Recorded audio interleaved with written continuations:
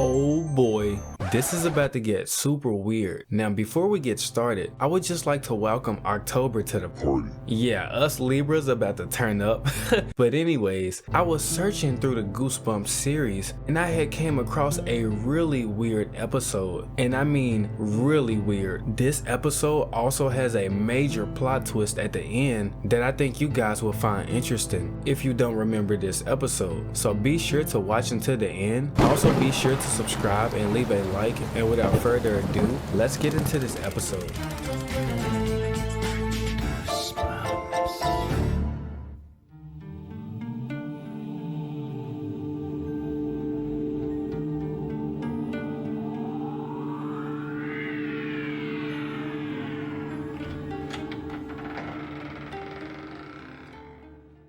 Now this episode kicks off with these two children, Aaron and Marty, walking through some creepy room filled with horrifying masks. Marty was like, "Your dad is gonna kill us if he finds us in here." Aaron says, "Oh, it'll be okay as long as you're not scared." He says, "Scared? You're the one that's afraid of your own shadow." Now as they're walking through this room, the camera keeps switching to this terrifying angle as if someone was watching them.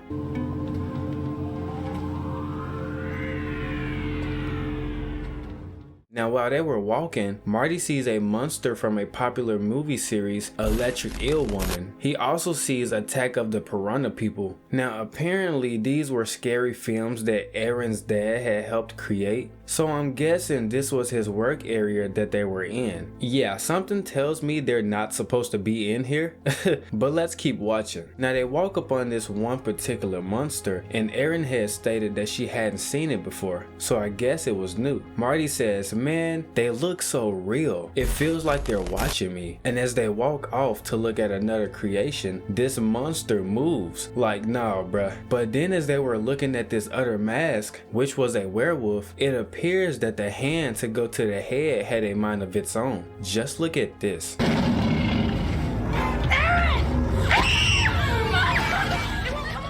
It grabs Aaron and they both panic as she struggles to get loose. This is when some creepy guy comes walking around the corner, but apparently this was only Aaron's dad. And he had decided to test his new creation on the both of them since they weren't supposed to be in his office in the first place. See, I knew it. Now as they're talking, Aaron noticed a room in the back of her dad's office. Now before she can go explore this room, her dad gets mad aggressive for no reason, saying, "It's off limits.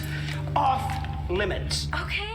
Like, bruh, I don't know about her dad, man. It's definitely something we don't know about him, but I digress. Now, her dad says he has something she might like. He hands her a tram car, stating that it was a prototype for the new Shocker Studios tour ride. And he says they were lucky because they were going to be the first ones to ride it. He says this tour will feature all the monsters from his Shocker movies. He also says the ride will even take you down Shock Street. Now, they were excited about this, but her dad starts acting very strange again. Aaron had asked if her mom could go on the ride with them. Keep in mind we haven't even seen her mom, and her dad gets mad aggressive again, saying, "No, you two will be the only ones on the ride. You two will be the only ones on the ride."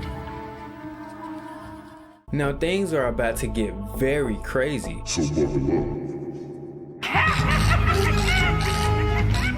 As they were entering the tram car, he tells them that under no circumstances can they get out of the tram. Aaron says, "So we can't walk down Shock Street?" Well, Aaron, unless you somehow can do that without getting out of the tram? I guess not. Her dad says, "Absolutely not. Stay in the tram." He also hands them two laser guns, saying that if they get into trouble, Use them.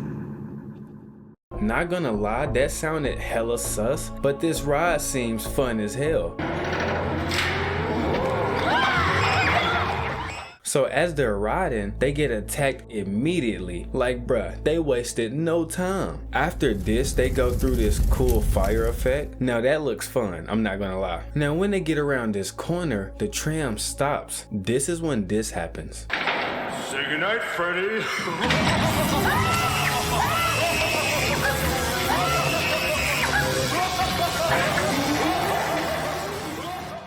yeah, I'm gonna need to go find this ride because most of this isn't scary. It looks fun, to be honest. Now after this, they encounter 2 freaking scarecrows and they were swinging axes. It even looks like they were swinging right at their heads too. This is when they enter the tunnel of doom. The tram comes to another stop, and of course they didn't worry about it at first because they thought this was a part of the ride, but the tram actually didn't start back up this time. So Marty had stated that it was broken. Keep in mind they weren't supposed to leave the tram under any circumstances, but since the ride was broke, I guess they had no choice. They attempt to move it, but they didn't have any luck. Also, I have to point out Erin's acting in this episode was atrocious. I'm trying not to be so hard on her because yes, she was a kid acting, but my god dude, it gets really cringy. Listen to this. I can't believe we're stranded here on this stupid ride. Can anyone hear me? Marty's acting is a lot better, I feel, but anyways, they grab the laser guns and start walking. This is when they are approached by this hideous creature. Marty uses the laser gun and it appears this works on the monster. Marty says, yeah, it's definitely a part of the ride. Over there. They then come across this button that says press in case of an emergency, and once they do this, the door next to them opens. It also appears that Erin and Marty are now on Shock Street, somewhere they weren't supposed to be walking around in. Erin was on the edge about this because she was trying to obey her father, but Marty wasn't trying to hear none of this because this man wanted to explore. Yeah, I fuck with this man Marty. He knows how to have a good time. And here's some more of Erin's bad acting. Is anyone there? What are you doing? Dad, can you hear us? Bruh, oh my god. Now Shock Street was pretty cool because Marty had found a door with fire behind it. He also had found a door with lightning behind it as well. Okay, now that's cool. Now after this, they find themselves in an arcade and Marty says maybe this will get us out of here. They take this mysterious elevator up to this room and Marty sees this gate that had said high voltage and he wanted to explore what was behind it. Erin didn't think it was a good idea, obviously, because it said high voltage, but Marty was calling her a wimp, saying it's not actually high voltage, it's only a part of the tour. Yeah, tour or not, I'm not touching anything that says high voltage, my guy. Marty is then grabbed by some creature that catches him completely off guard, and he actually starts getting electrocuted by the fence. Yeah, this is also cringe, not gonna lie, because how in the hell is she grabbing this man and not also getting electrocuted? Makes zero sense. But anyways, Marty seemed to be fine somehow after just getting shocked to death, and they bro, it gets so cringy at the end, bro. And they try to find a way out. Erin was also confused as to why her dad would use real electricity, but I know why. He's a creep, that's why. So as they were trying to escape, they encounter another monster.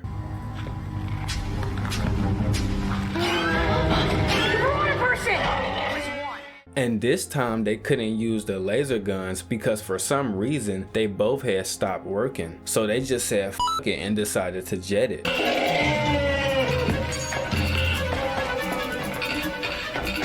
Come on! Marty, there's another elevator!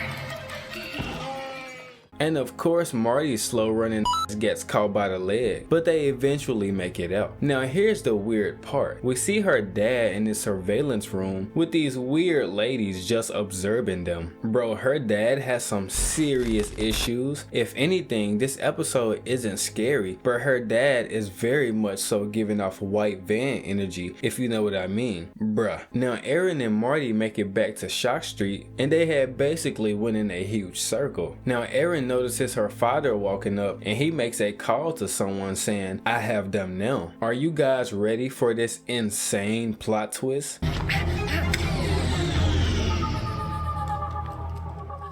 Well, it turns out Erin and Marty were both robots, and this entire episode was just this man testing them out on the ride before he opens it up to real humans. Yeah, I know exactly what you're thinking right now. What the f? Yeah, this didn't sit well with me. Also, this episode wasn't done being weird because at the end he ends up creating 2 more prototypes and had decided to deactivate the first 2, or so He thought. and you can just imagine what happened to this guy after this. This episode of Goosebumps was really weird, and I would love to hear you guys' opinion about it in the comments down below. And until next time, peace.